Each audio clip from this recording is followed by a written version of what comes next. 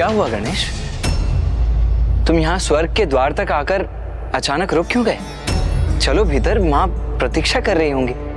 भैया, आप मेरे अग्रज है ना, तो इसलिए सर्वप्रथम भीतर जाने का अधिकार तो आपका है। अरुणासुर के वध का उपाय हमें ज्ञात हो गया है। ये तो अति महत्वपूर्ण समाचार है, तो आपको तो इसे माँ तक पहुँचाना चाहिए ना। और उस दुष्ट अरुणासुर के वध हेतु माँ को भ्रमरी रूप धारण करना होगा, ये भी आप ही बता दीजिएगा ना उन्हें। उचित है गणेश, मैं ही जाकर माँ को बता देता हूँ कि उन्हें कीट का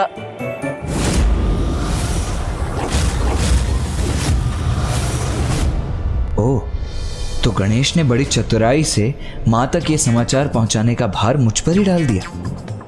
और कीट का रूप धारण कर उस दुष्ट अरुणासुर का वध करना है, इतना ही तो कहना है ना आपको भैया। हाँ, वो तो है। वो गणेश, मैं ये सोच रहा था कि अब मैं हाँ कहने के पश्चात गणेश को कैसे बताऊं कि वो कार्य मैं क्यों नहीं कर सकता।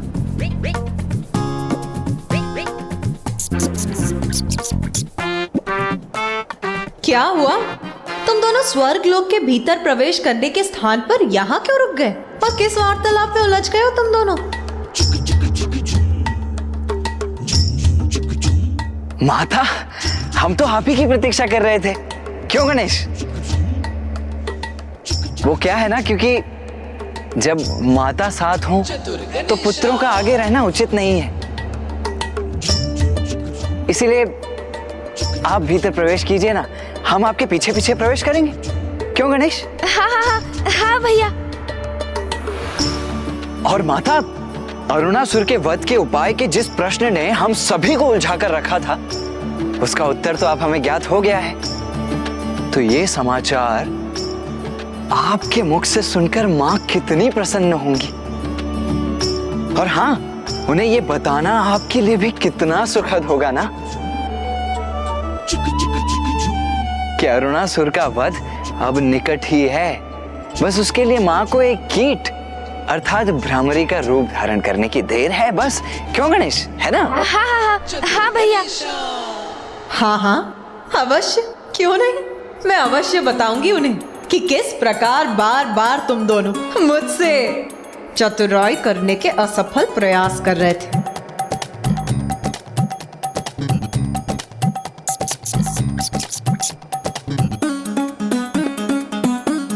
भैया, माता तो समझ गई। समझूंगी नहीं, कदाचित तुम दोनों ये भूल गए मैं माता हूँ तुम्हारी। माता, ये गणेश भी ना चतुराई किए बिना रह ही नहीं सकता है। अरे इसमें चतुराई की क्या बात है भैया, आप बड़े हैं ना, तो आपका कर्तव्य है कि आप ये समाचार माँ तक पहुँचाएं। किंतु मैं तो उनका पुत्र हूँ। कोई पुत्र अपनी माँ को ये कैसे कह सकता है कि वो एक कीट का रूप धारण कर ले? तो मैं भी तो माँ का ही पुत्र हूँ ना भैया, फिर आप मुझसे ऐसी अपेक्षा कैसे कर सकते हैं? और हम दोनों ही माँ से ये नहीं कह सकते, तो फिर ऐसा कौन है जो ये बात माँ को बता सकता है? कौन हो सकता है वो अन्य उपाय?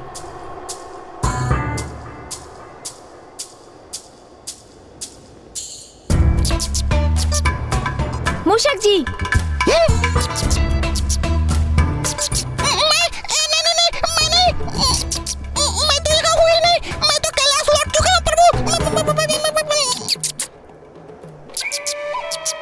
कैलाश, सूझ गया उपाय। माता, भैया, इस उलझन को सुलझाने की युक्ति सूझ गई है मुझे। तो शीघ्र बताओ गणेश, माँ वहाँ बड़ी अधीरता से प्रतीक्षा कर रही हैं, बताओ शीघ्रता से। आप चिंता मत कीजिए भैया, माँ तक ये सूचना कौन और कैसे पहुँचाएगा, अब तो आप वो मुझ पर ही छोड़ दीजिए। आप तो बस इतना कीजिए कि माँ के निकट पहुँचकर माँ से बस इतना कहिए कि हमें अरुणासुर के वध का उपाय ज्ञात हो गया है।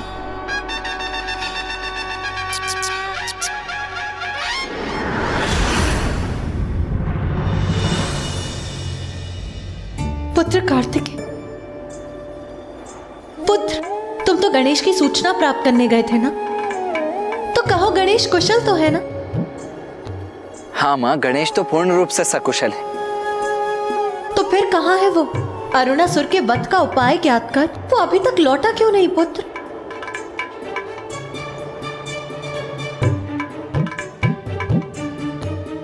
माँ, गणेश आने ही वाला है और उसने कहा है कि वो जैसे ही आएगा वैसे ही आपको अरुणासुर के वध का उपाय स्वतः ही ज्ञात हो जाएगा। स्वतः ही ज्ञात हो जाएगा? किंतु कैसे? अब ये कौन सी युक्ति है पुत्र गणेश की? पिताश्री, माँ को दिए वचन को पूर्ण करने में मेरी सहायता करने की कृपा कीजिए।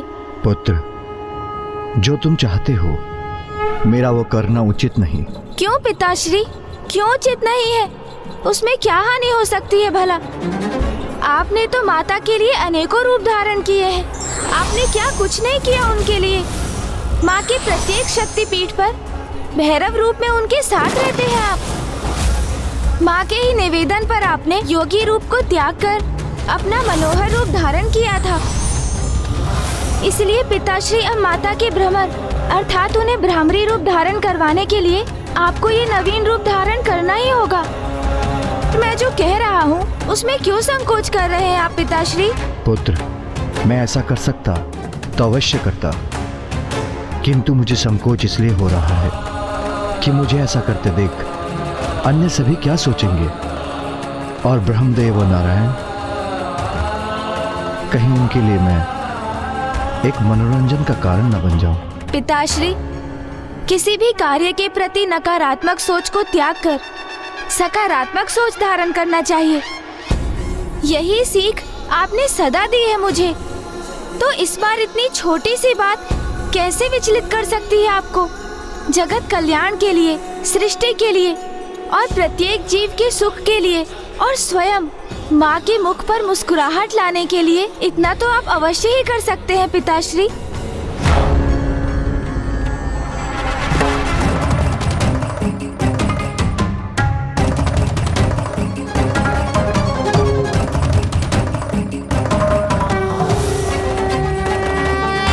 अधिक विचार मत कीजिए पिताश्री। जगत के जीवों की भलाई के लिए, माता की मुस्कुराहट के लिए मेरा अनुरोध स्वीकार कीजिए।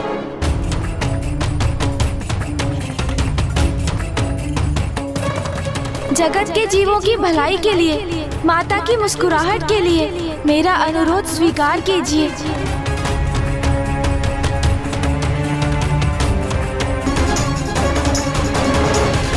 उचित है पुत्र, जो तुम चाहते हो मैं धारण करूंगा वो रूप। फिर तुम मुझे उस रूप में स्वर्ग लोक ले जाओगे, जहां तुम्हारी माँ तुम्हारी प्रतीक्षा कर रही है।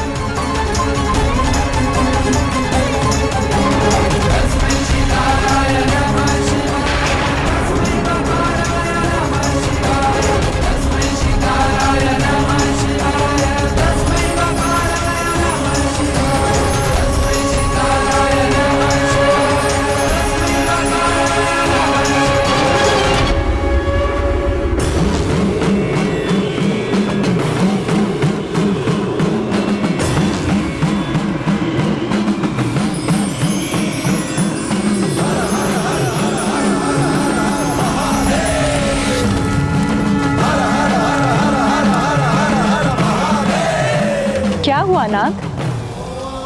मुझे डमरू और शंख की नाद सुनाई दे रही है। ऐसा प्रतीत होता है जैसे महादेव कुछ ऐसा करने जा रहे हैं जो अपूर्व है, असाधारण है।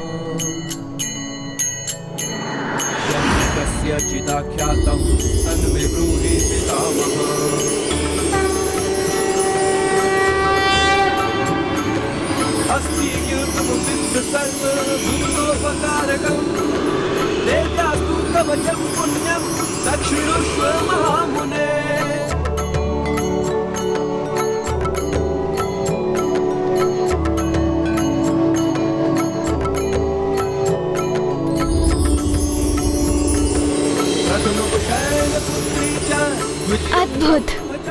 इस रूप को धारण करने के लिए आपका कोटि कोटि धन्यवाद पिताश्री। मुझे आज्ञा दीजिए पिताश्री, ताकि मैं आपको इस सहस्त्रार कमल पुष्प के रूप में माँ के समक्ष लेकर जा सकूं।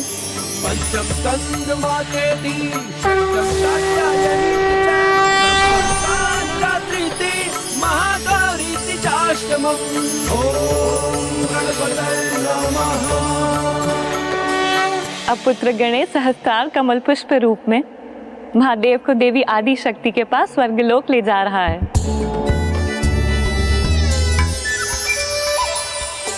अपनी पत्नी के प्रति अपना प्रेम व्यक्त करने के लिए महादेव ने कमल पुष्प रूप धारण कर लिया है। और आप प्रभु, आपने तो कभी अपने भार्या के केसों में एक फूल तक भेंट नहीं किया।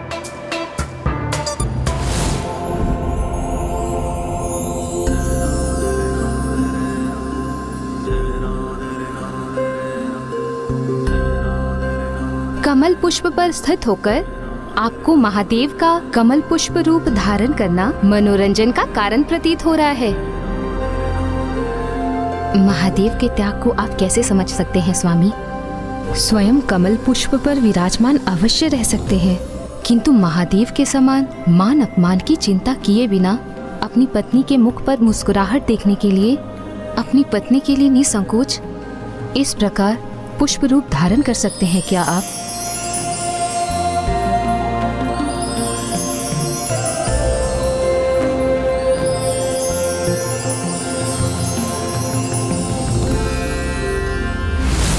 अधीर हो रही हूं मैं उस असुर का अंत करने के लिए, जिसका उपाय गणेश ही बता सकता है मुझे।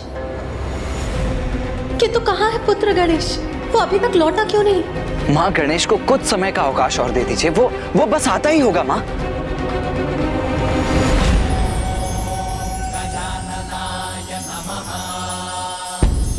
पिताश्री, मैं आपको यहाँ कहाँ स्थापित करूं?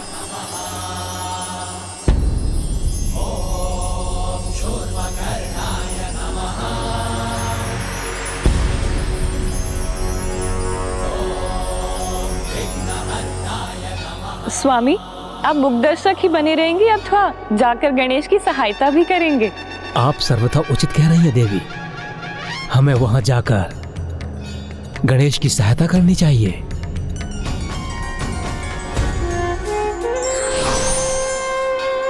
इस दिव्य कमल को यहाँ स्थापित करने के लिए कोई दिव्य स्थान ही नहीं है। चिंता न करो पुत्र गणेश, इस पुष्प के लिए उपयुक्त स्थान तुम्हें शीघ्र प्राप्त होगा।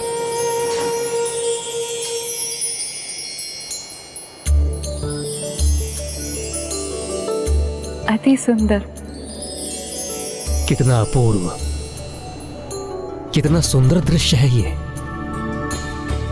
अद्भुत। कितनी असाधारण दिव्यता है इस दिव्य कमल पुष्प की। कमल पुष्प कितना भी दिव्य क्यों ना हो, किंतु उसका उपयुक्त स्थान कीचड़ ही होता है। यही तो मेरी उलझन का कारण है माता। स्वर्गलोक में कीचड़ कहाँ से उत्पन्न करूं? जब जगत कल्याण हेतु महादेव पुष्प का रूप धारण कर सकते हैं तो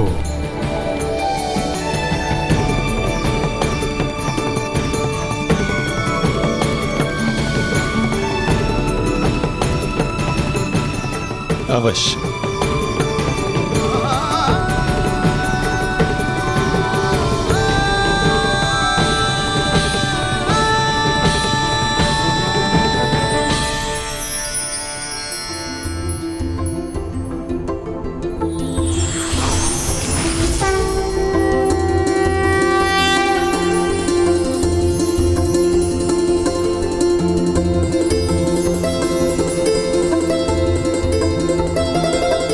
धन्यवाद मामा श्री।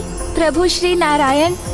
निर्मल जल सात्विकता का प्रतीक होता है, और जहाँ सात्विकता है, ज्ञान का वास भी वहीं होता है।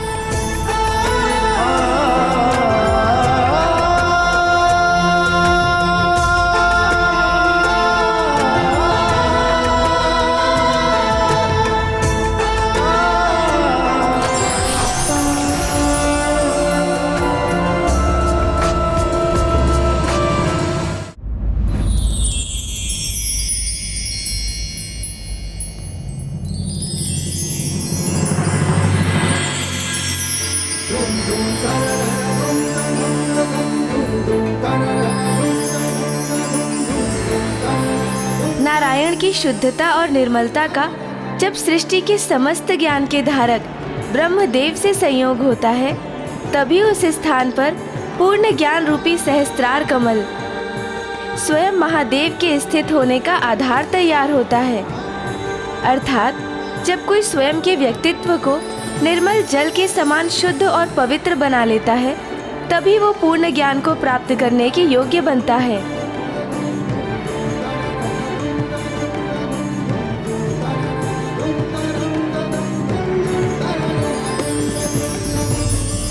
और सरल शब्दों में कहूँ तो यहाँ तीनों त्रिदेव इसका प्रतीक हैं।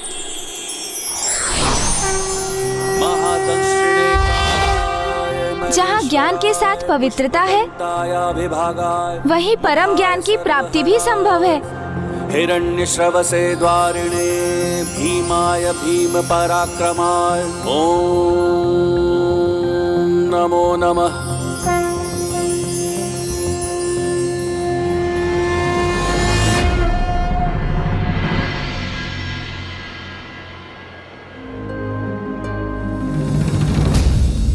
मुझे ऐसा आभास हो रहा है जैसे स्वामी यही कहीं मेरे निकट ही हैं।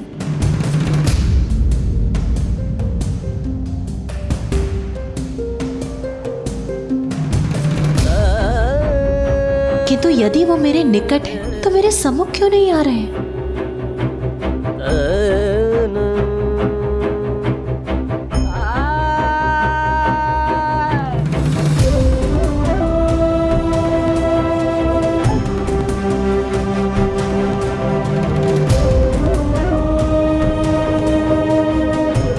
माता को अचानक क्या हो गया? कहीं गणेश के लौटने में विलंब होने के कारण माँ रुष्ट होकर तो नहीं चली गई? नहीं, माता रुष्ट होकर नहीं, मंत्रमुग्ध होकर जा रही है।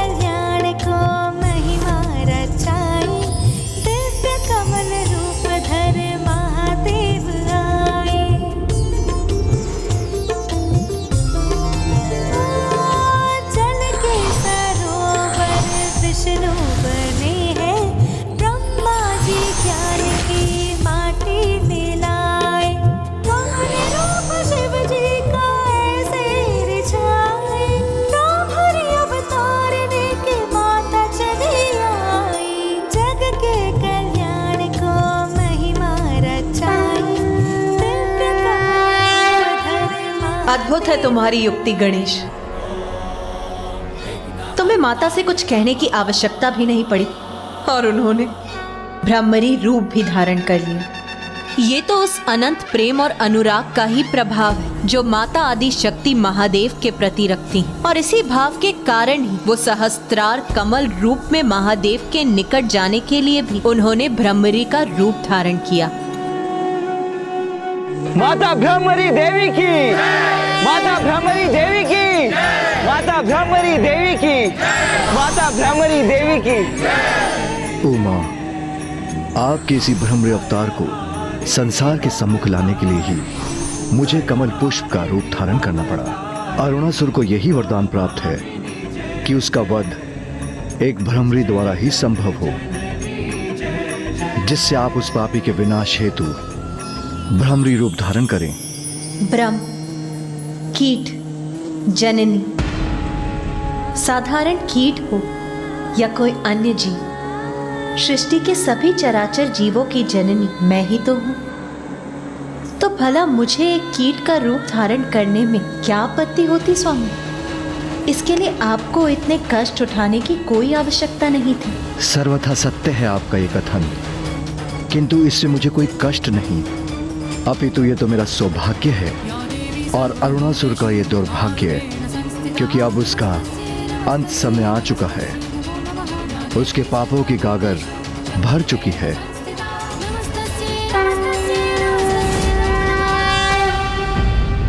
इस संसार में हर जीव की उत्पत्ति ईश्वर द्वारा हुई है। जीव छोटा हो अथवा बड़ा, संसार को गतिमान रखने में उनका भी अपना योगदान रहता है। ऐसा प्रतीत होता है कि देवताओं ने बहुत दुर्दशा की है तुम्हारे अरुणासुर।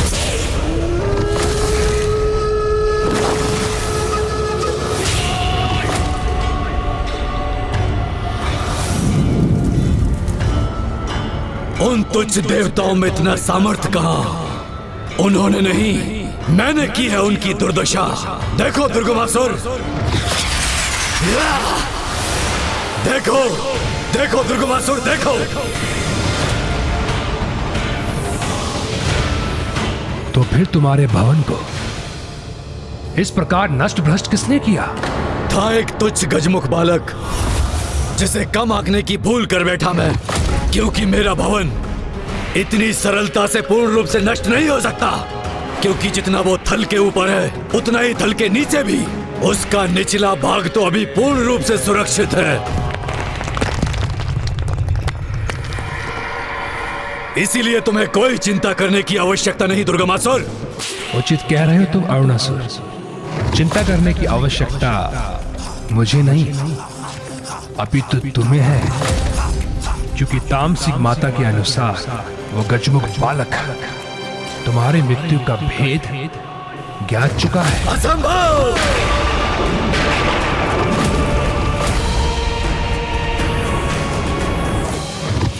अरुणासुर, बहुत कपटी होते हैं देवता, इनका तनिक भी विश्वास करना अनुचित है।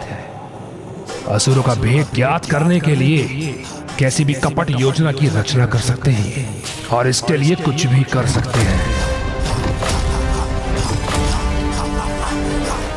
यहां तक कि वर्तमान से अतीत में यात्रा भी कर सकते हैं और ये ज्ञात कर सकते हैं तुम्हारी मृत्यु एकमात्र 6 पांव वाले कीट के द्वारा ही हो सकती है, जिसका स्वर ब्रह्मनाद के समान गूंजता हो। इससे कैसे ज्ञात हुआ मेरा रहस्य, अर्थात सत्य कह रहा है ये, मेरे वध का भेद उजागर हो गया। इसलिए तुम्हें सावधान करने आया हूं मैं। तुम्हारे पास बस 2 ही अवस्था है, या तो भीषण युद्ध के लिए तैयार हो जाओ, अपितु अपने निर्मम वध के लिए।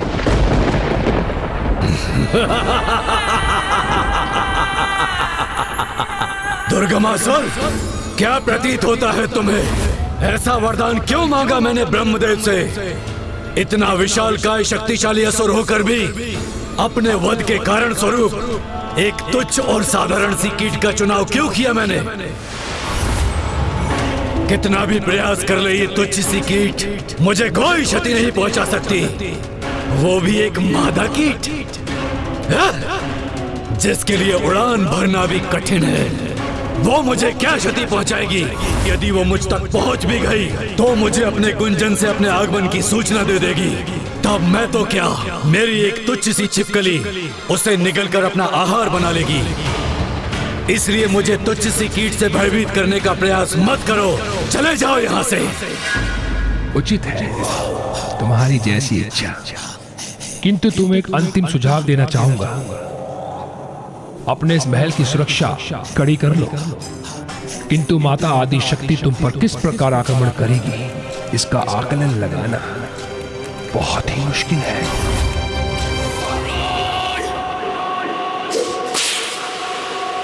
किंतु माता आदि शक्ति तुम पर किस प्रकार आक्रमण करेगी, किंतु माता आदि शक्ति तुम पर किस प्रकार आक्रमण करेगी बहुत ही, इसका आकलन लगाना बहुत ही मुश्किल है। एक तुच्छ सी मादा कीट असुर महावीर अरुणासुर का कुछ नहीं बिगाड़ सकती।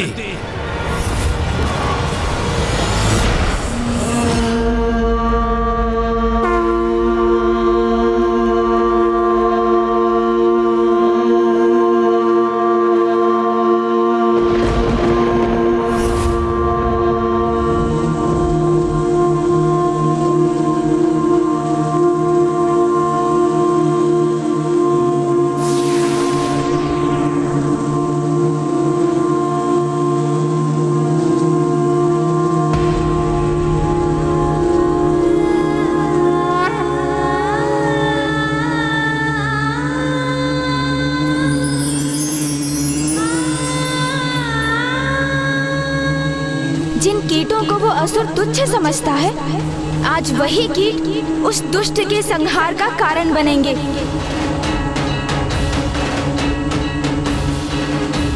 एक आंधी का रूप लेकर जाएंगे वहां और इस ब्रह्मांड से उस दुष्ट का अस्तित्व ही मिटा देंगे।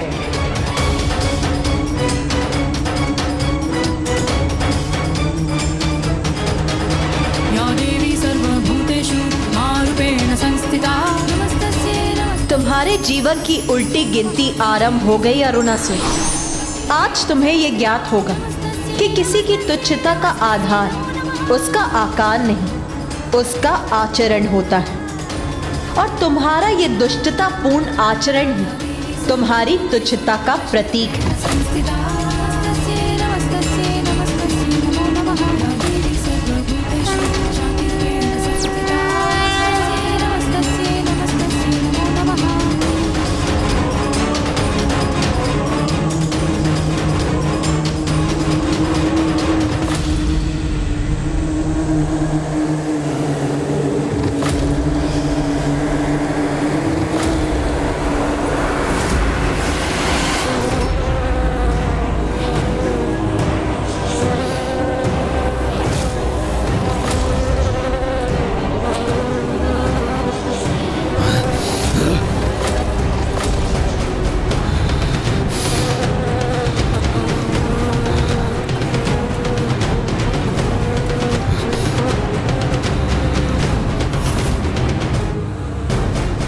जब कोई कीट यहाँ पर है ही नहीं तो उनसे उत्पन्न ये ध्वनि कहां से आ रही है?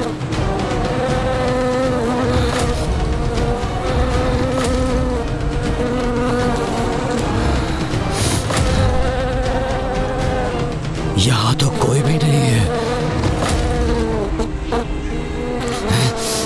बड़ी विचित्र बात है, कहीं ये ध्वनि मेरे कर्ण से तो उत्पन्न नहीं हो रही।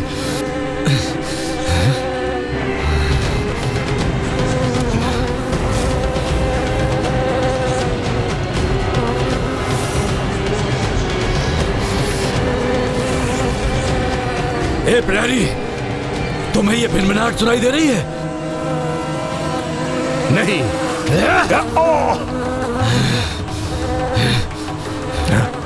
तुम्हें सुनाई दे रहा है कुछ? नहीं। ए तुच्छ प्रहरियों, क्या कुछ श्रवण करने की शक्ति नहीं है तुम्हें? ये भिनभिनाहट जैसे असंख्य कीट एक साथ ध्वनि उत्पन्न कर रहे हैं, ये क्यों नहीं सुनाई दे रहा है तुम्हें?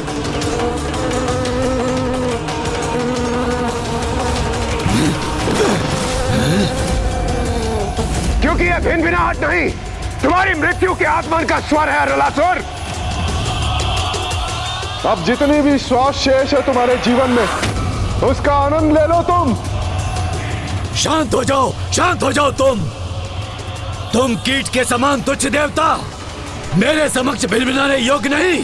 हमें तो तुम शांत करा भी लोगे अरुणासुर, किंतु अपने काल की इस ध्वनि को शांत कैसे कराओगे तुम? बस बहुत हो चुका, शांत हो जाओ तुम, अन्यथा निगल जाऊंगा तुम्हें। और स्मरण रखो, मेरी मृत्यु असंभव है, क्योंकि एकमात्र ब्रह्मनाथ का स्वर उत्पन्न करने वाली ब्रह्मणी ही मेरा वध कर सकती है। किंतु विडंबना तो यह है, ऐसी कोई तुच्छ ब्रह्मणी मेरे निकट आए, इससे पूर्व मेरे तुच्छ छिपकली सैनिक के उदर में समा जाती है। भ्रमर मात्र मेरे तुच्छ सैनिकों का आहार बन सकते हैं, मेरी मृत्यु का नहीं। और वैसे भी मैंने अपनी भवन की सुरक्षा इतनी कड़ी कर दी है कि यहाँ प्रवेश अथवा बाहर जाना दोनों ही असंभव है। और हाँ, यदि कोई कीट सेना यहाँ पर आ भी गई तो मेरे असंख्य सैनिक उन कीट पतंगों को निगलकर उन्हें नष्ट कर देंगे।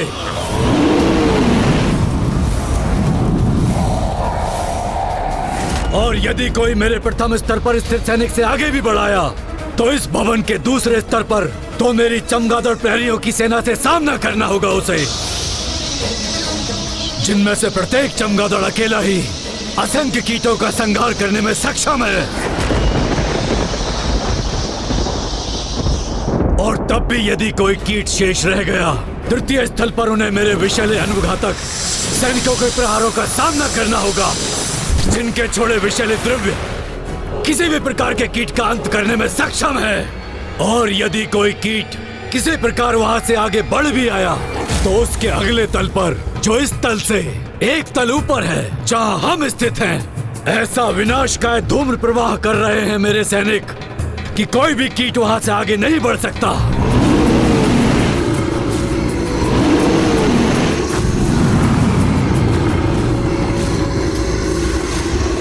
अब कहो, मेरी इतनी कड़ी सुरक्षा को भेद कर कैसे कोई तुच्छ कीट मेरा वध करने मुझ तक पहुंच सकेगा?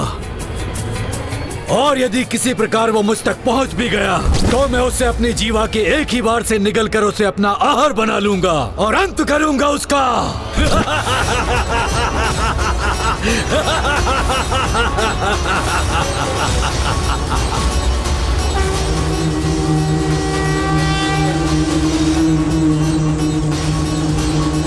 प्रहरी, कहाँ मर गए हो सभी?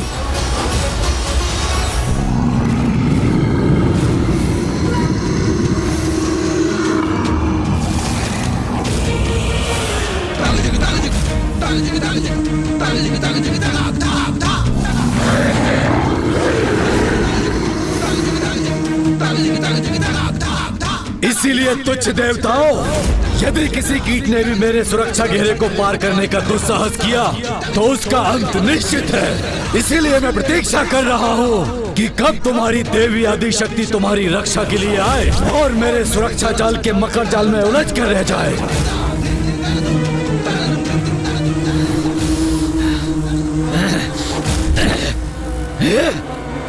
फिर से ये अप्रिय भिनभिनाहट ध्वनि का श्रवण हुआ मुझे। ध्यान से सुनो और देखो अरुणासुर, कहीं ये माता के आगमन का ही संकेत तो नहीं, क्योंकि वो यहां अवश्य पहुंचेंगी। और जब ऐसा होगा तो निरर्थक हो जाएंगे तुम्हारे ये दम भरे वचन और अंत होगा तुम्हारा, अंत होगा तुम्हारा, अंत होगा तुम्हारा।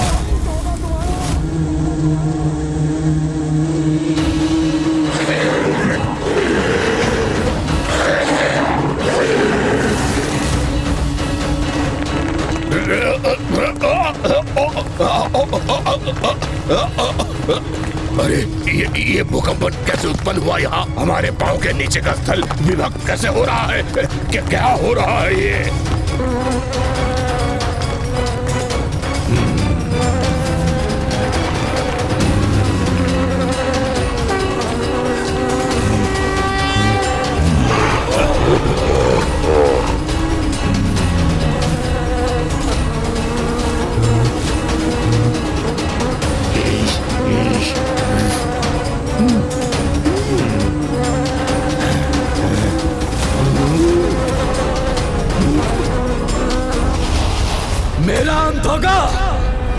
नहीं कर सकता मेरा अंत। एक तुच्छ कीट तो कदापि नहीं। मैं सर्वशक्तिशाली विशालकाय असुर, तुम्हारे रक्षक अथवा तुम्हारी भिनभिनाहट से कदापि विचलित नहीं होऊंगा। मैं कोई आवश्यकता नहीं है मुझे ध्यान देने की। यदि है किसी में इतना साहस तो मेरे सुरक्षा घेरे को पार कर मुझ तक पहुंच कर दिखाए।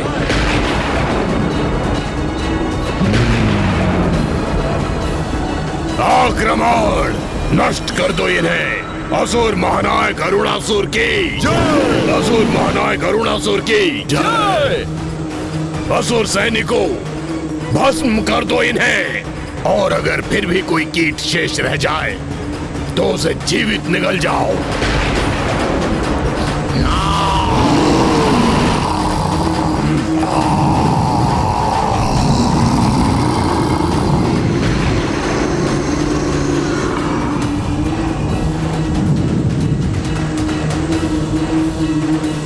अरे रुक क्यों गए? आगे बढ़ो और तैयार हो जाओ हमसे भस्म होने के लिए।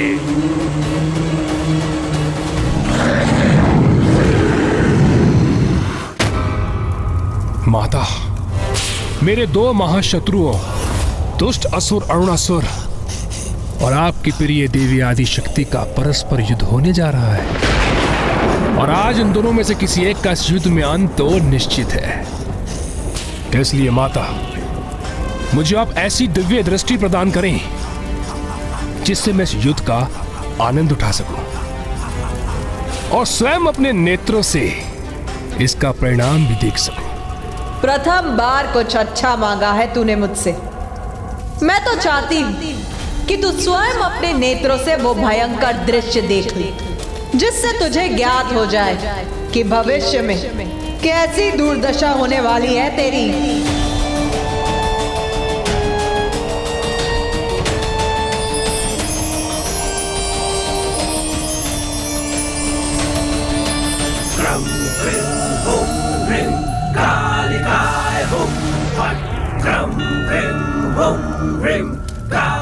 धन्यवाद माता, धन्यवाद माता। किंतु स्मरण रहे, मेरी कोई भी दुर्दशा नहीं कर सकता। यदि आज किसी की दुर्दशा होगी तो देवी आदि शक्ति की, क्योंकि मेरे सावधान करने पर अरुणासुर ने अपने भवन के भिन्न तलों पर ऐसे सुरक्षा घेरे स्थापित किए हैं कि किसी एक कीट का उसे पार करना कदापि संभव नहीं। मृत्यु जब आती है मूर्ख तो असंभव होता है उसे रोकना। विश्वास नहीं होता ना तुझे मेरे शब्दों पर? तो स्वयं देख।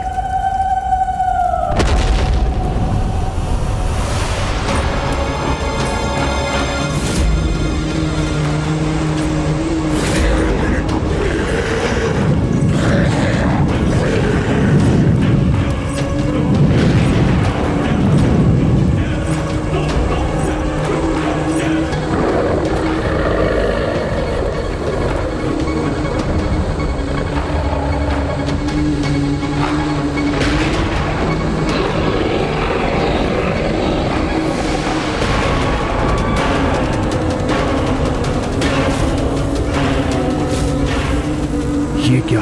ऐसा प्रतीत हो रहा है जैसे वो भ्रमरी और उसकी भ्रमरी सेना अरुणासुर के असुरों पर भारी पड़ रही हो। ये भ्रमर कीट कैसे भी भयंकर मेघ उत्पन्न करते हैं, किंतु हम अभी अपने अग्नि प्रहार से इन्हें भस्म कर देंगे। अग्नि प्रहार करो।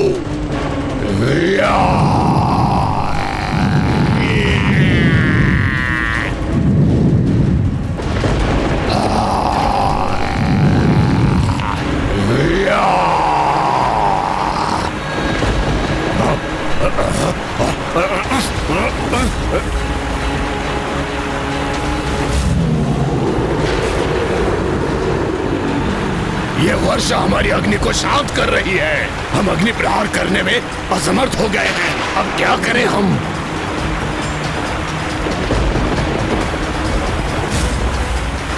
ये भ्रमर कीट सेना हम पर आक्रमण करने जा रही है। अब कैसे होगी हमारी रक्षा?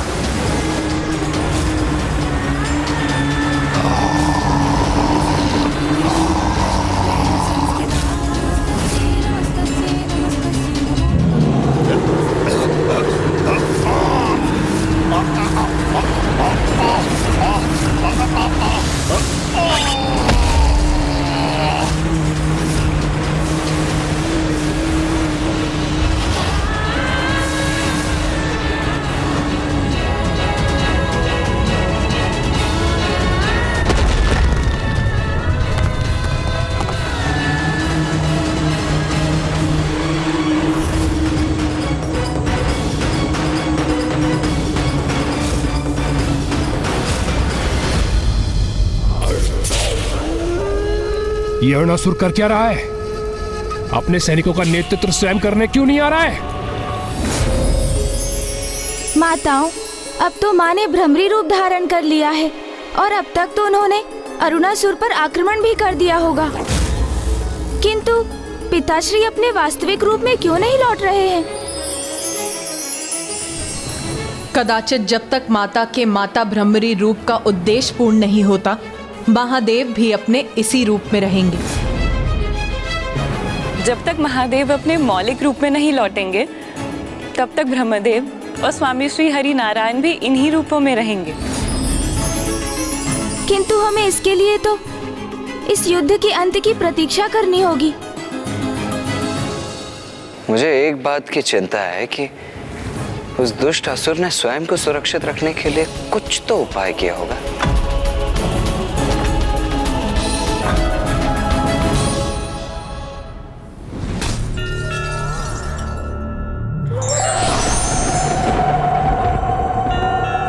प्रणाम माता।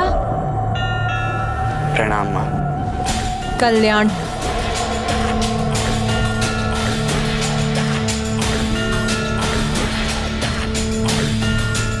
अपने भवन के भिन्न तलों में अपनी सुरक्षा हेतु भांति भांति के सुरक्षा घेरे स्थापित किए हैं उस असुर ने। जैसे कि कीट पतंगों को अपना आहार बनाने वाले चमगादड़, विषैले द्रव्यों को उत्पन्न करने वाले छिपकली असुर और ऊष्मता और धूम का प्रवाह करने वाले असुर।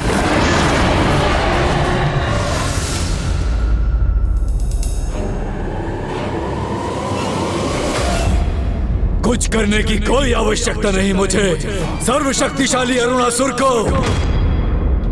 अरे जब तुम तुच्छ देवताओं में से मेरे समक्ष कोई नहीं टिक सका और वो त्रिदेव जो मेरे आतंक से अपने अपने लोक को छोड़कर भाग खड़े हुए, तो तुम्हारी देवी आदि शक्ति एक तुच्छ नारी वो क्या क्षति पहुंचा सकती है मुझे? हाँ, उस गजमुख को कम आंकने की भूल कर बैठा था मैं, इसीलिए वो मेरे हाथों से निकल गया।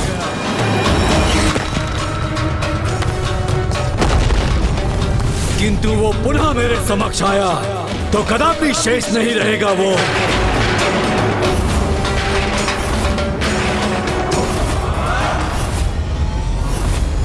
महाराज, उस भ्रमरी ने सुरक्षा घेरे को तोड़कर प्रथम चरण को पार कर लिया है और अब वो बड़ी तीव्रता से दूसरे सुरक्षा घेरे की ओर बढ़ रही है। महाराज,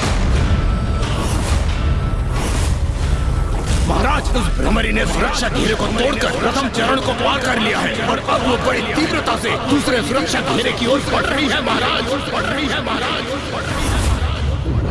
जब बुद्धि कार्य करना बंद कर दे तो हमें ईश्वर की शरण में जाना चाहिए, अन्यथा अविवेकी मन सदा अनाचार और अधर्म करने के लिए ही प्रेरित करता रहेगा। माता, वो दुष्ट अरुणासुर चाहे अपनी सुरक्षा व्यवस्था कितनी भी कड़ी क्यों ना कर ले, माता भ्रमरी तो स्वयं माँ आदि शक्ति है। तो कोई साधारण सुरक्षा घेरा उन्हें कैसे रोक सकता है?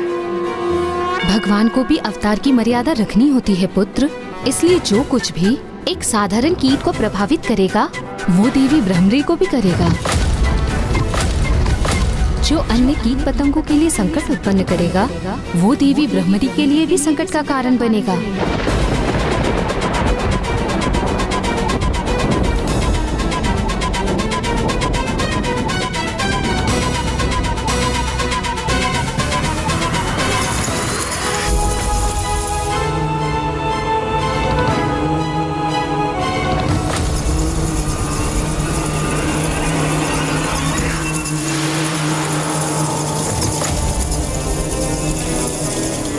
यहाँ तक तो पहुंच गई भ्रमरी अपनी भ्रमर कीट सेना के साथ, किंतु यहाँ से आगे कैसे बढ़ेगी? क्योंकि ये चमगादड़ कुछ ही क्षणों में ऐसे असंख्य कीट पतंगों को निकलकर अपना आहार बना सकते हैं। ये सेना और भ्रमरी देवी दोनों का शीघ्र अंत करेंगे।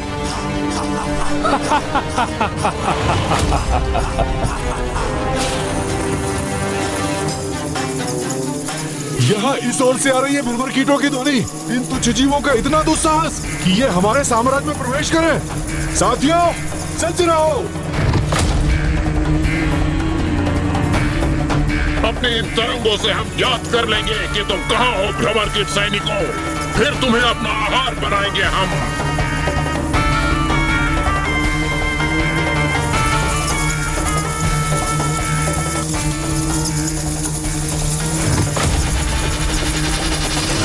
अरे कहाँ गई? अब कहाँ चली गई? हमें ज्ञात क्यों नहीं हो रहा है कि ये कीट कहाँ है? फिर कैसे उनको अपना आहार बनाएंगे हम? योजनाबद्ध होकर ही इधर उधर उड़ रही है भ्रमरी, ताकि ये चमगादड़ सेना दिशाहीन होकर आपस में ही टकराकर आहत हो सके।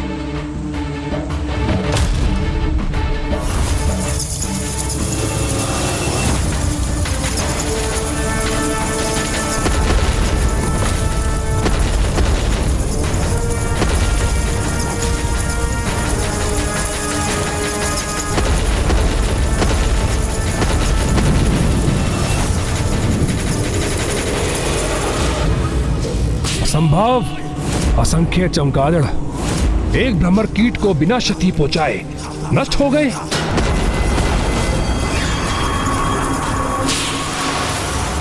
बस उनमें एक शेष ही बचा है।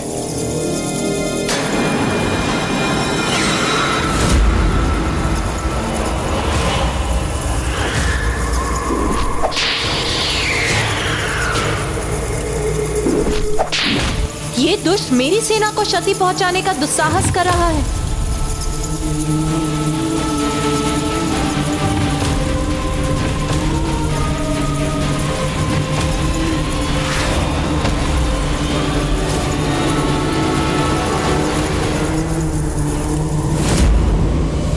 बुरे कर्मों का बुरा परिणाम तो भुगतना ही होगा। भयंकर अपराध करने वाले को इतनी भयंकर मृत्यु ही प्राप्त होगी। कहाँ है अरुणासुर?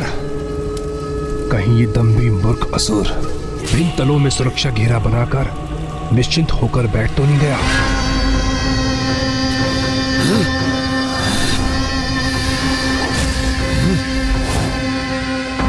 क्योंकि ये भिनभिनाहट नहीं, तुम्हारी मृत्यु के आगमन का स्वर है अरुणासुर।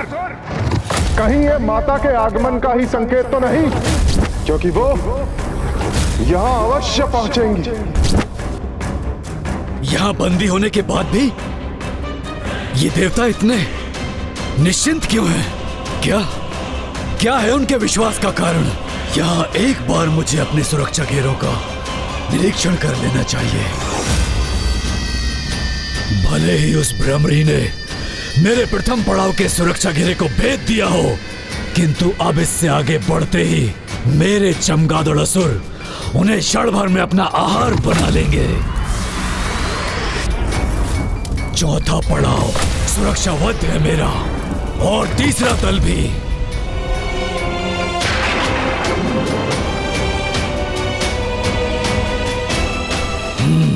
उष्णता भी है और द्रव्य भी अपने स्थान पर स्थित है। आगे देखता हूं।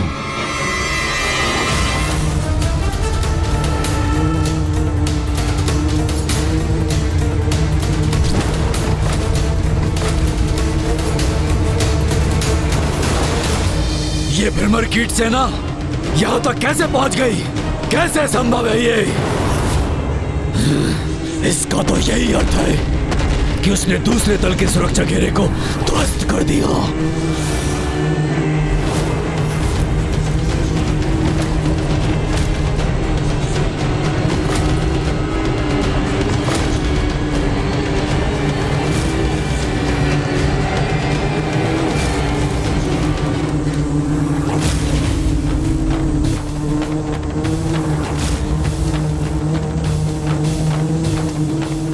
ये भ्रमरी कोई साधारण भ्रमरी तो प्रतीत नहीं हो रही, किंतु ये तुच्छ भ्रमरी है तो एक कीट ही ना। फिर ये मेरे अगले दल के सुरक्षा चक्र का सामना कैसे करेगी?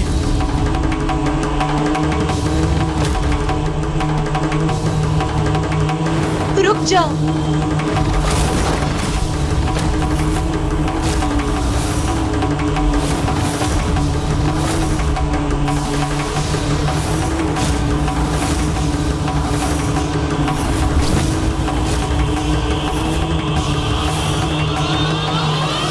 भोजन बनने आई हो अथवा इन विषैले द्रव्यों से अपनी मृत्यु को प्राप्त करने।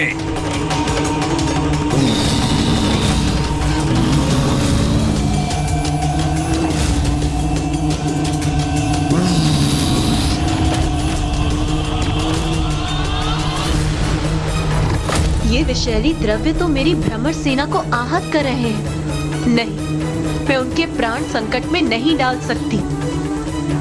जाओ जाओ, लौट जाओ मेरी भ्रमर सेना। जाओ और लौटकर स्वयं को सुरक्षित करो।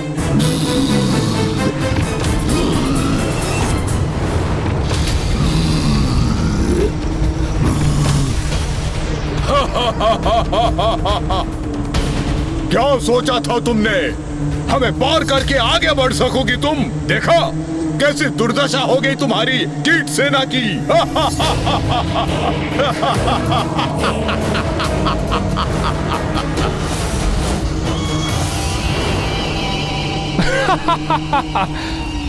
अब कुछ आनंद आया मुझे। बधाई हो अरुणासुर, बधाई हो। यही दुर्दशा अब इस भ्रमरी की भी होगी। जो भी हो, ये है तो एक तुच्छ कीट ही ना, जो कि छिपकलियों के निवास पर अपनी मृत्यु के लिए ही आई है। इनकी पीड़ा असहनीय है मेरे लिए। अब मेरा क्रोध इन दुष्ट असुरों का नाश करेगा।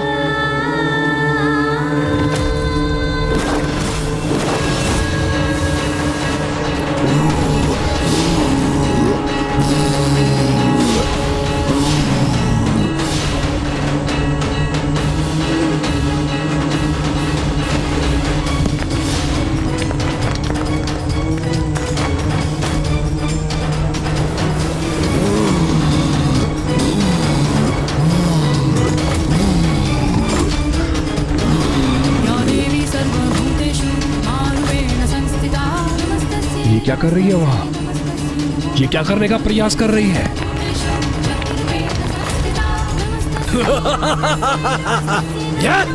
भयभीत हो गई है भ्रमरी। अब ये वहां ऊपर छिपने का स्थान ढूंढ रही है।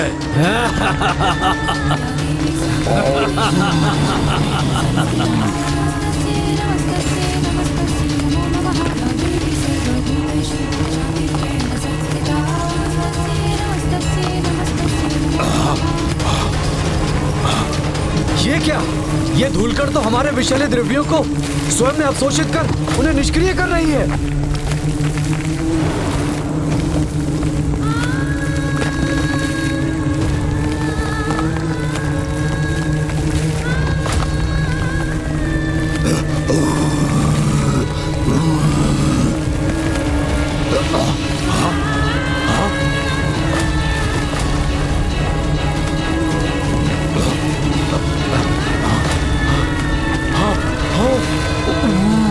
हमारे ऊपर इन धूल कणों के गिरने के कारण हम अपने मुख से विषैले द्रव्य निकालने में अक्षम हो रहे हैं।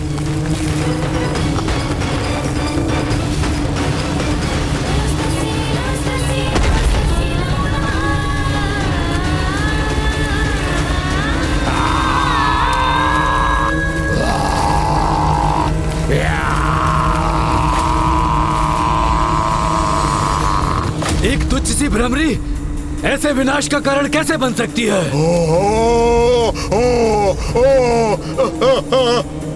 इसे और इसकी तुच्छ कीट सेना को अगले तल पर सुरक्षित नहीं रहने दूंगा मैं।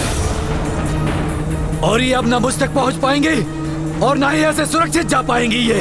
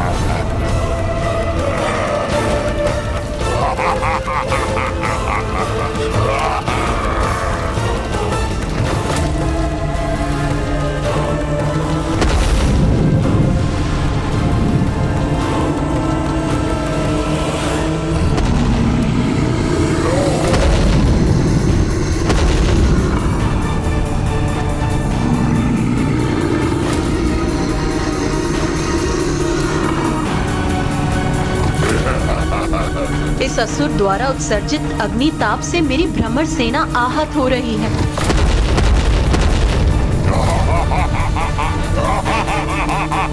रुको, रुको, जाओ, पीछे जाओ, शीघ्रता करो।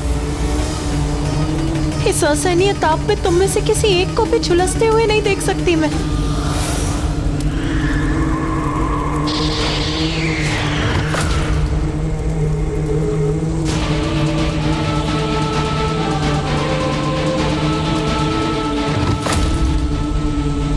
मार्ग बंद होने के पूर्व ही मुझे शीघ्र उस शिलाखंड के पार पहुंचना होगा।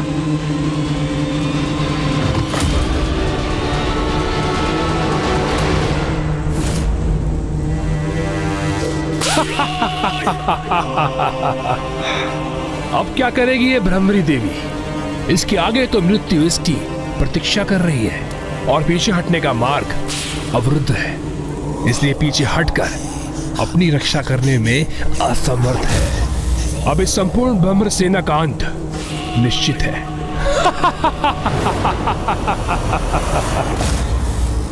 इस अवतार की मर्यादा में रहते हुए कोई उपाय क्यों नहीं सूझ रहा है मुझे?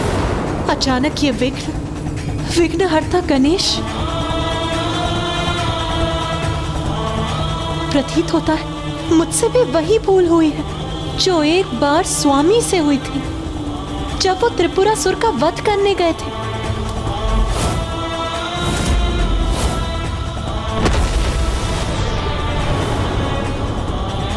जिसे प्रथम पूज्य के स्थान पर स्वयं आपने और समस्त देवताओं ने स्थापित किया था, उसी परम पूज्य गणेश की पूजा करना भूल गए हैं आप। ये विघ्न उसी भूल का परिणाम। मुझे यहाँ की यात्रा आरंभ करने के पूर्व प्रथम पूज्य विघ्नहर्ता गणेश जी की पूजा करनी चाहिए थी।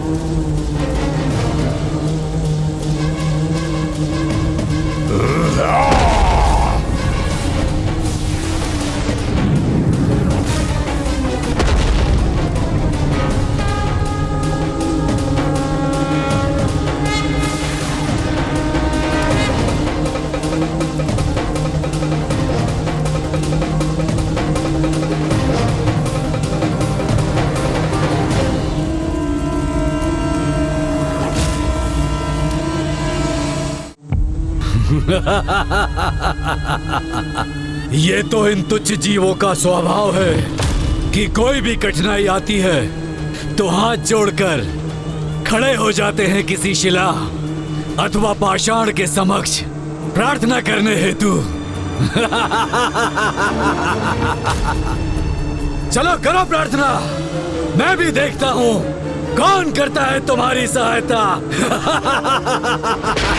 ब्रह्मांड के कण कण में प्रभु का वास है, उनका तत्व है। इसीलिए श्रद्धा और भक्ति से साधारण पाषाण भी ईश्वर का रूप ले लेता है।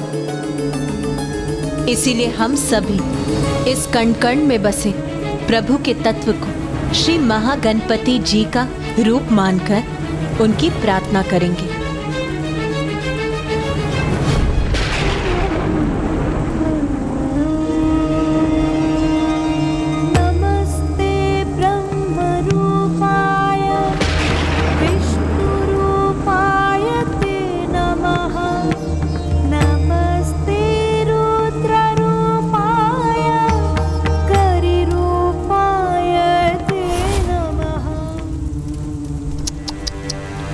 कितने भी प्रार्थना कर लो भ्रमरी देवी, किंतु तुम्हारी सहायता हेतु यहाँ कोई नहीं आएगा। पाषाण तो पाषाण ही रहेगा, वो कुछ नहीं करेगा तुम्हारे लिए।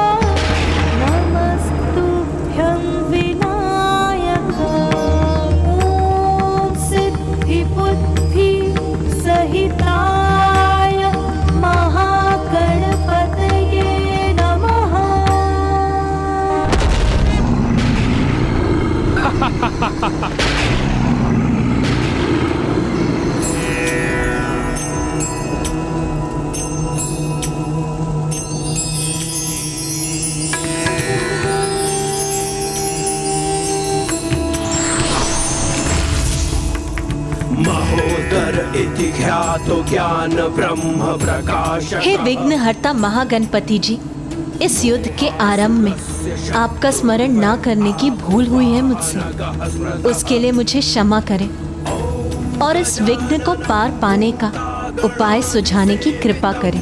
आप तो जगत जननी हैं, इसलिए आपको क्षमा याचना करने की कोई आवश्यकता नहीं। और भ्रमरी देवी, आप तो एक भ्रमरी के रूप में भी देवी शक्ति का ही स्वरूप है, इसलिए आपके लिए तो कुछ भी असंभव नहीं। स्मरण रखिए, यदि आपकी क्रोधाग्नि से संपूर्ण ब्रह्मांड नष्ट हो सकता है, तो आपके मन की शीतलता तो संपूर्ण ब्रह्मांड को शीत के प्रभाव से जड़ भी कर सकती है। इसलिए अब इस असुर को अपनी शीतलता का अनुभव करने दीजिए और मिटा दीजिए अपने इस विघ्न को। सर्वदा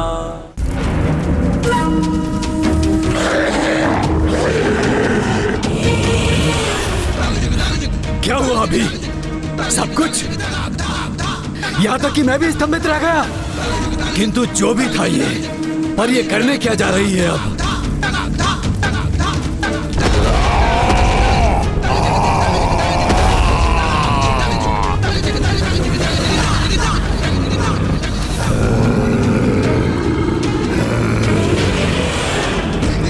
किसी ने ठीक ही कहा है, जब भी कीट पतंगों की मृत्यु आती है तो अग्नि की लपटों की ओर आकर्षित होती है।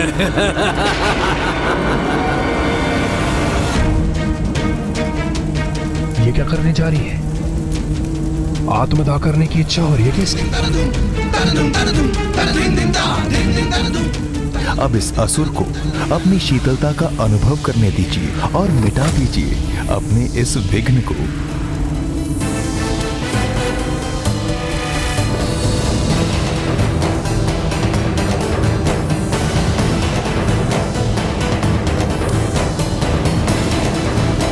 तपासुर की ताप से तो कोई भी सुरक्षित नहीं रहा, तुम भी सुरक्षित नहीं रहोगी दुष्ट भ्रमरी।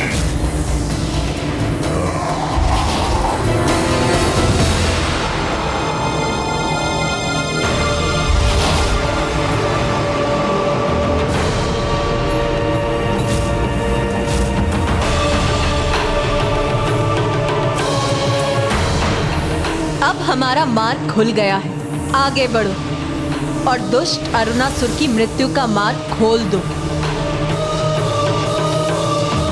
रुक जाओ!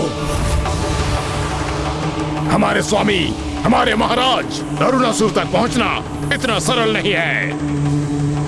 ये मायावी सुरंग किसी भी बाहरी उपस्थिति का आभास कर इतने शीघ्र बंद होती है कि कोई कितनी भी तीव्र गति से आगे बढ़े, लेकिन इसको पार नहीं कर सकता।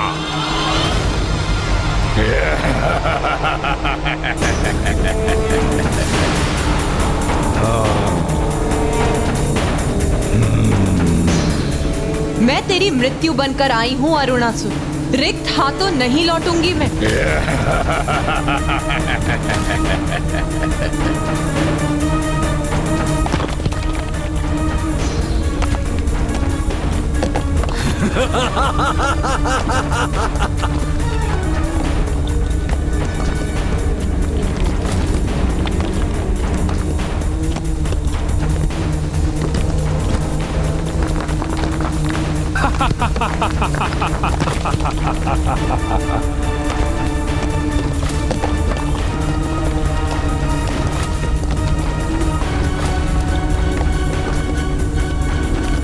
अरे ये तुच्छ भ्रमरी तो इस प्रकार अन्य तल का मार्ग बना लेगी।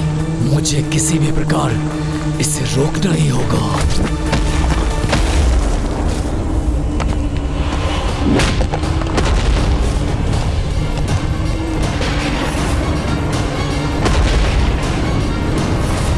मुझे ऐसा क्यों आभास हो रहा है जैसे कि माँ किसी संकट में है।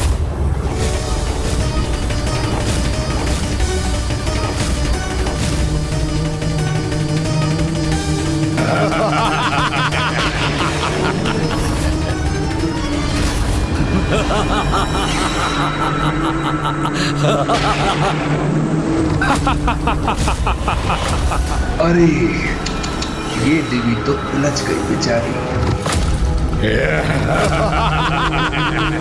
मैंने संदेश भेजा था तुम्हें। अरुणासुर तक इतनी सहजता से पहुंचा नहीं जा सकता।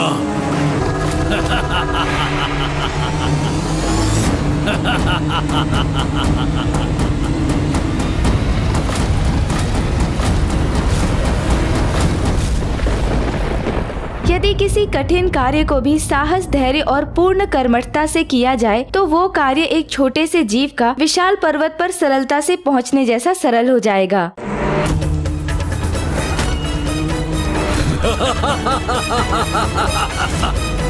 एक तुच्छ सी भ्रमरी मुझ पर आक्रमण करने चली थी। लो, अब उलझ गई ना तुम यहाँ। लाचार हो गई ना भ्रमरी। उलझ गई, अरुणासुर की सुरंग में उलझ गई।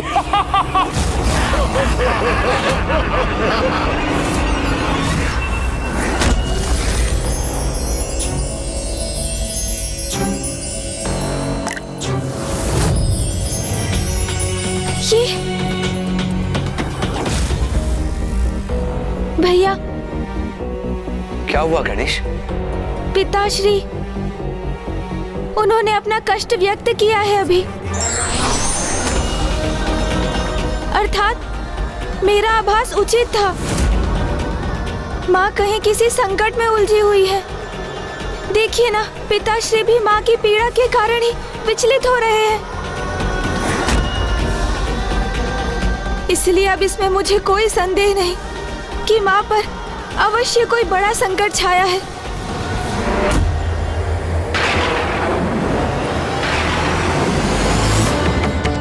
यहाँ इस शिला के भार तले दबकर असहाय हो गई ना तुम, दुष्ट भ्रमरी। अब कोई रक्षा नहीं कर सकता इस तुच्छ भ्रमरी की। बहुत निकट है इसका अंत।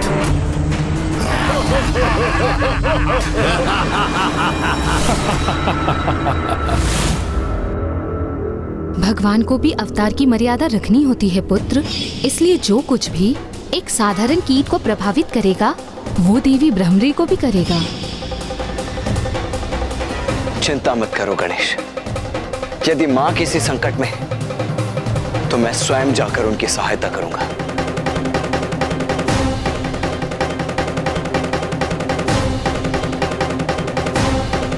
रुकिए भैया। विश्वास, अटूट विश्वास। भैया, अटूट विश्वास होना चाहिए हमें अपनी माँ पर।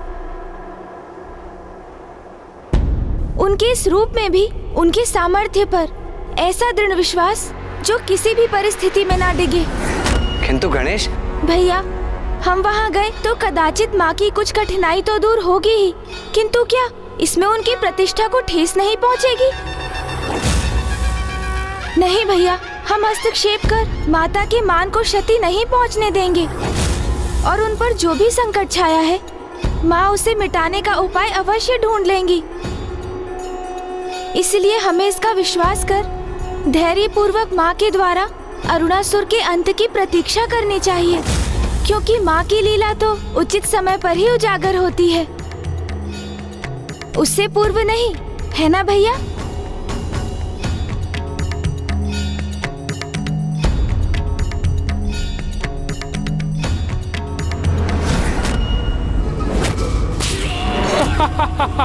कैसी निरीह प्रतीत हो रही है भ्रमरी देवी, किंतु अब तो ये देखना होगा कि अरुणासुर उसे कैसे मृत्यु प्रदान करता है।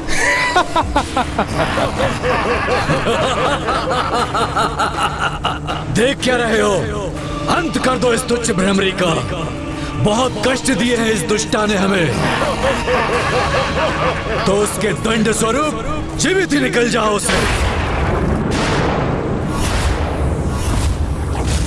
माता यहाँ पहुंच तो गई है, किंतु प्रतीत होता है वो किसी संकट में है।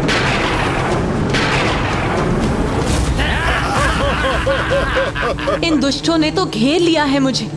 शीघ्र यहाँ से मुक्त होने का कोई उपाय करना होगा मुझे।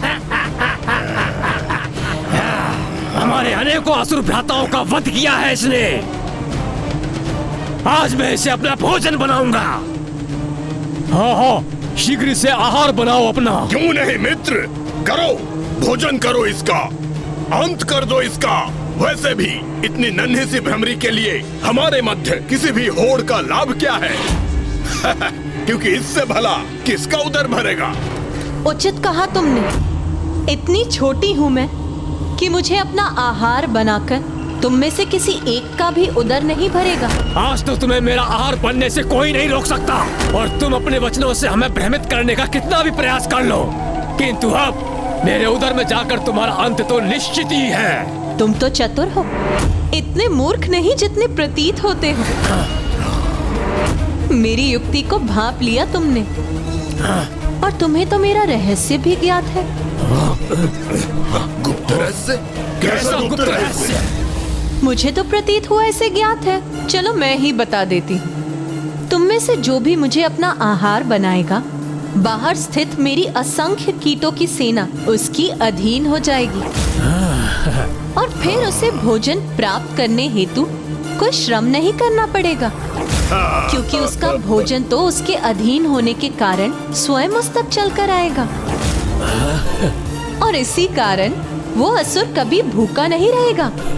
अब देखना तो ये, तुम में से वो शक्तिशाली असुर कौन है जो मुझे अपना आहार बनाने में सक्षम होगा। मैं बनाऊंगा इसे अपना। नहीं, ये मेरा भोजन बनेगी। नहीं नहीं, इसे तो मेरे उदर में जाना होगा। इसे तो मैं निगलूंगा। नहीं, इसे मैं निगल जाऊंगा। अंततः ये मूर्ख असुर मेरी योजना में उलझ ही गए, और अब बारी होगी इसके परिणाम की।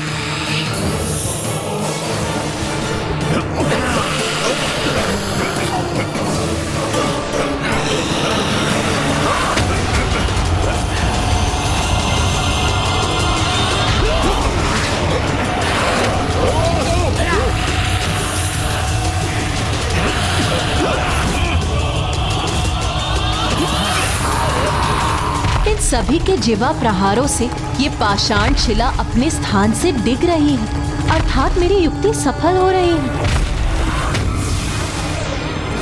अरे इतना समय क्यों लग रहा है इस तुच्छ भ्रमरी को अपना आहार बनाने में?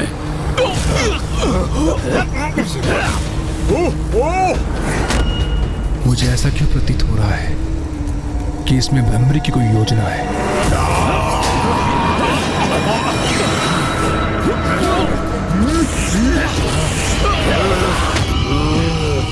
अरे क्या हुआ? एक ही बार में अपनी असफलता स्वीकार कर ली तुम सभी ने। एक बार पुनः प्रयास करके देख लो। हाँ, पुनः प्रयास करूंगा मैं। इसे अपना आहार बनाऊंगा, इसे भोजन बनाकर अपने संपूर्ण जीवन के लिए भोजन की व्यवस्था कर लूंगा मैं। इनके समान कहीं भी अपनी जिह्वा से प्रहार नहीं करूंगा मैं। ध्यान से लक्ष्य साधूंगा और अपना आहार बनाऊंगा इसे।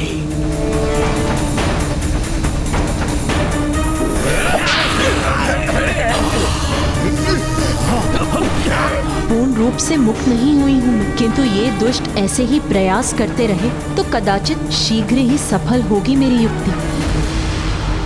समझ गया, चतुराई कर रही है। इन असुरों को उत्तेजित कर स्वयं मुक्त होने के लिए उनका लाभ उठाने का प्रयास कर रही है, क्योंकि उनकी जीवा और शीला से टकराएगी तो वो शीला अपने स्थान से हटकर इसे मुक्त कर देगी।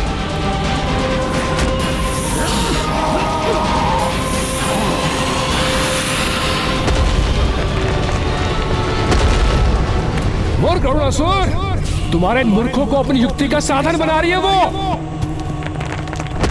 किसी कार्य के नहीं हो तुम सभी, एक तुच्छ भ्रमरी पर लक्ष्य साधने में असफल हो रहे हो। शीघ्रता करो, अन्यथा मैं तुम्हें अपना आहार बना लूंगा।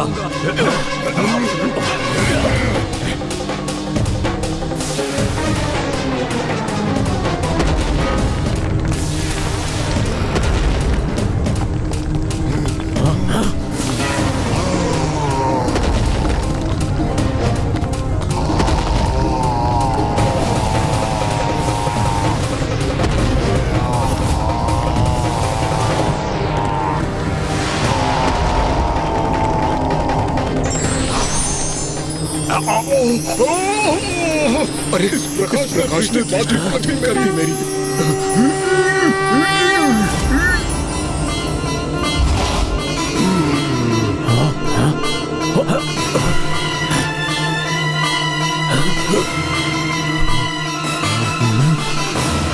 अरे किसने आहार बनाया उसे अपना? तुमने निकला उसे? नहीं नहीं नहीं नहीं, तुमने निकला क्या? नहीं मैंने नहीं। अरे किसी ने भी नहीं निकला तो वो अदृश्य कैसे हो गई?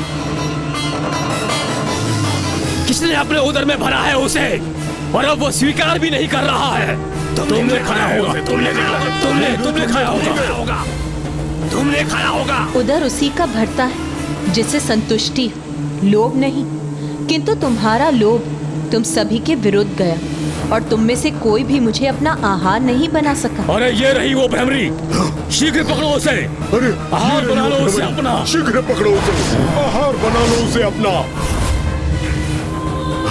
अब पुनः मेरे समक्ष आ गई है तो मैं फिर अपना लक्ष्य बनाऊंगा इसे।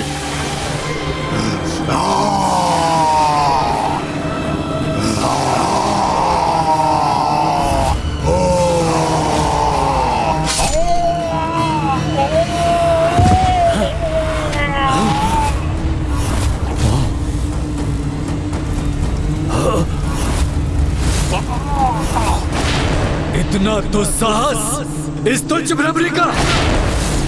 सैनिकों, काट दो इसके पर, खंडित कर दो इसकी भुजाएं, मसल के रख दो इसे। कुछ भी करो, किंतु ये जीवित नहीं रहनी चाहिए। तो वहाँ स्थित है ये दुष्ट।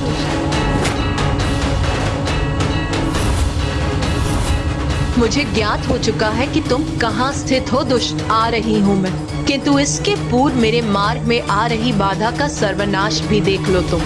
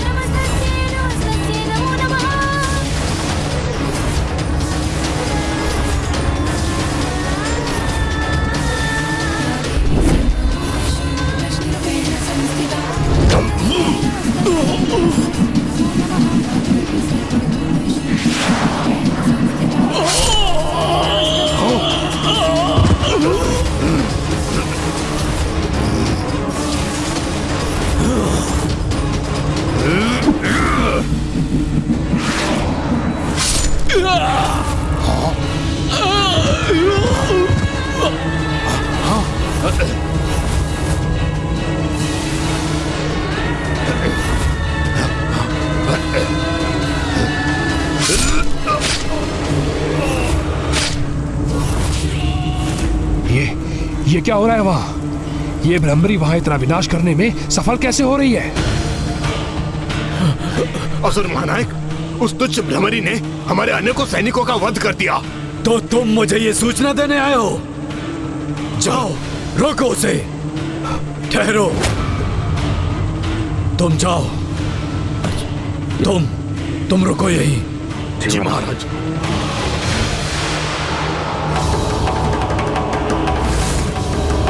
अब उसे इस कक्ष में प्रवेश तो करने दो।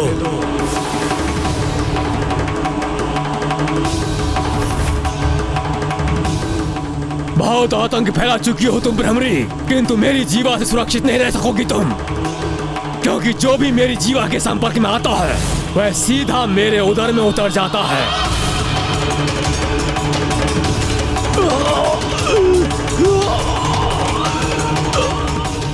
एक घात लगाए हुए असुर का प्रतिबिंब मेरे पीछे स्पष्ट दिखाई दे रहा है। मेरे आगे भी संकट है और पीछे भी।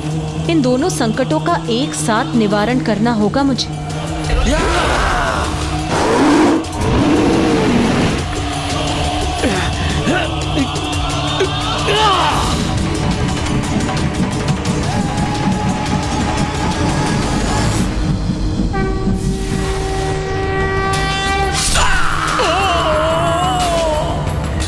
इस मूर्ख असुर का भी अंत हो गया, अर्थात ये भी नहीं रोक सका उस भ्रमरी को। अब मैं ही रोकूंगा उसे, चाहे इसके लिए मुझे किसी की भी बलि क्यों न देनी पड़ जाए।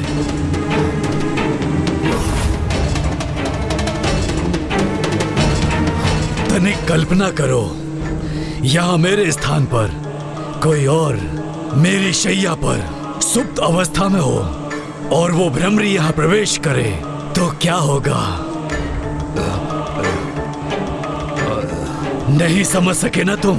तो मैं बताता हूँ। वो मुझ पर आक्रमण करने के विचार से आगे बढ़ेगी। हाँ, यही उचित होगा महाराज, ऐसा ही करेगी वो। जिस प्रकार वो यहाँ वहाँ उड़ान भरकर अन्य असुरों को छल रही है, मुझे कोई क्षति पहुंचाए उसके पूर्व मैं ही उसे निगल जाऊं तो कैसा रहेगा? ये तो अति उत्तम होगा असुर महानायक जी। इसका अर्थ ये है कि जब वो प्रवेश करेगी तब आप छिपे रहेंगे और छिपकर उस पर वार करेंगे, है ना? अरे वाह, बहुत चतुर हो तुम। मेरी युक्ति शीघ्रता से समझ गए। किंतु मेरी युक्ति को पूर्ण करने हेतु अथवा उस भ्रमरी को भ्रमित करने हेतु यहाँ मेरे स्थान पर किसी को स्थित होना होगा ना? किंतु महाराज, वहाँ तो किसी असुर के शव को स्थित करना होगा, तभी तो ऐसे प्रतीत होगा कि कोई सुप्त अवस्था में वहाँ सोया है। परंतु वो शव हम लाएंगे कहाँ से? अरे ये कैसा प्रश्न है तुम्हारा? कितने समय से तुम मेरे निष्ठावान सैनिक रहे हो, सदा मेरा साथ दिया है तुमने, प्रत्येक आदेश का पालन किया है तुमने मेरा। अब ये मेरा अंतिम आदेश है और आशा करता हूँ तुम इसे कदापि नहीं टालोगे। तो महाराज, कोई शव ढूंढ के मैं लाऊं? जब तुम स्वयं हो यहाँ तो फिर किसी और को लाने की क्या आवश्यकता? नहीं महाराज, महाराज मैं आपका सेवक हूँ महाराज।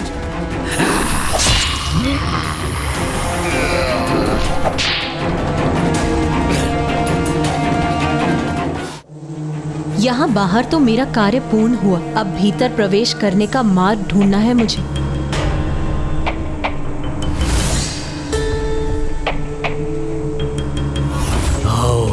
आओ भ्रमरी, यहाँ प्रवेश कर अपने काल से भेंट करने को तैयार हो जाओ तुम।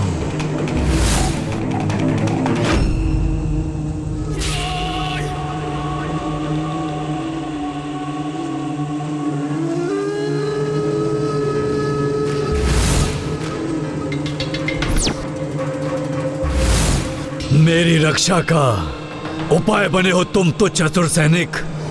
ये तो सौभाग्य है तुम्हारा, क्योंकि साम दाम दंड भेद का प्रयोग कर शत्रु पर विजय प्राप्त करना आवश्यक होता है। बहुत उड़ान भरती है ना ये तो भ्रमरी, बार बार बचकर निकल जाती है, किंतु अब नहीं। एक बार यहाँ भीतर आ जाए तो मैं भी देखता हूँ कैसे अपनी रक्षा करती है ये दुष्टा कीट।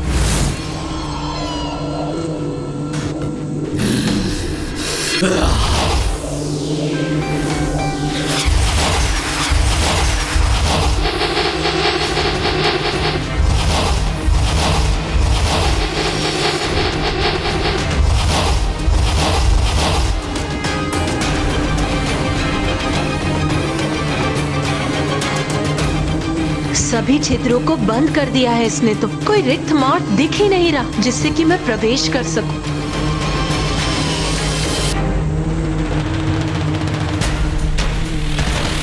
दुष्ट अरुणासुर के कक्ष में प्रवेश करने का और कोई मार्ग नहीं, तो अब इस द्वार को बेध कर ही भीतर प्रवेश करूंगी मैं।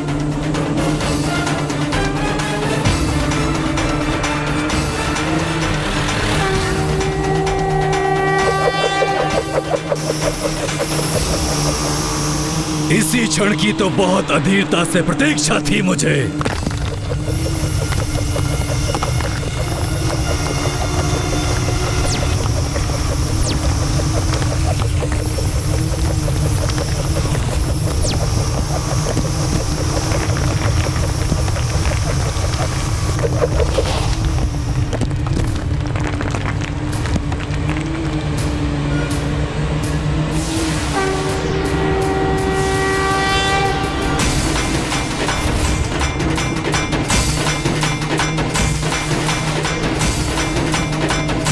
वहां अपनी शैया पर स्थित है क्या वो दुष्ट?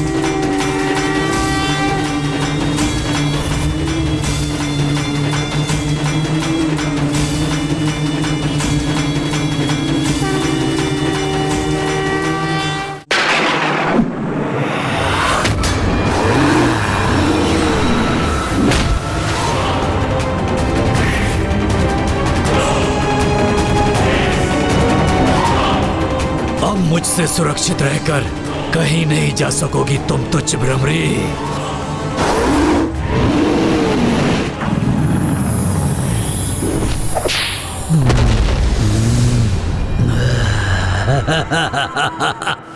मुझे चुनौती देने का दुस्साहस किया था ना तुमने, उसका परिणाम तुम्हें भुगतना पड़ेगा।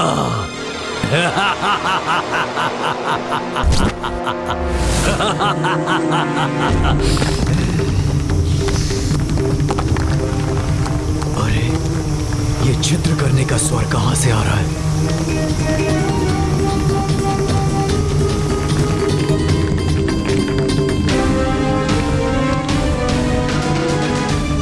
ओह, ये मात्र मेरी कल्पना ही थी। कोई बात नहीं, कुछ ही पल में मैं अपनी इस कल्पना को साकार भी कर लूंगा। तुम्हारे भीतर आने से कोई क्षति नहीं पहुंचेगी मुझे। मेरी योजना अवश्य सफल होगी। मैं तुम्हारी यहां प्रतीक्षा कर रहा हूं भ्रमरी।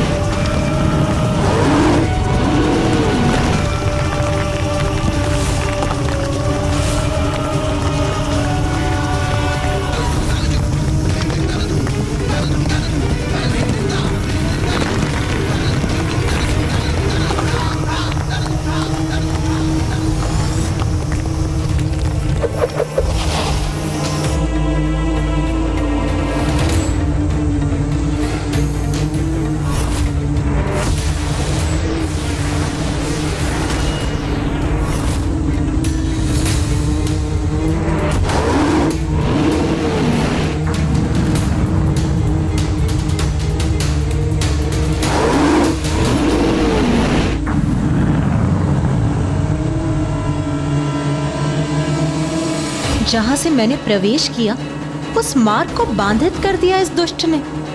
किंतु कोई बात नहीं, अब अरुणासुर के वध करने के उपरांत बाहर जाने का मार्ग भी अवश्य ढूंढ लूंगी मैं।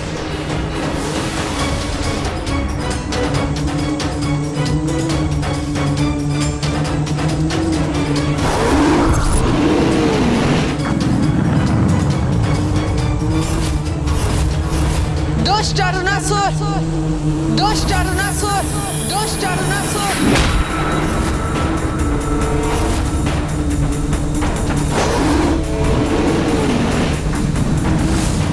स्वागत है मेरी सुरंग में तुम्हारा तुच्छ भ्रमरी। अब अपनी मृत्यु के लिए तुम तत्पर हो जाओ।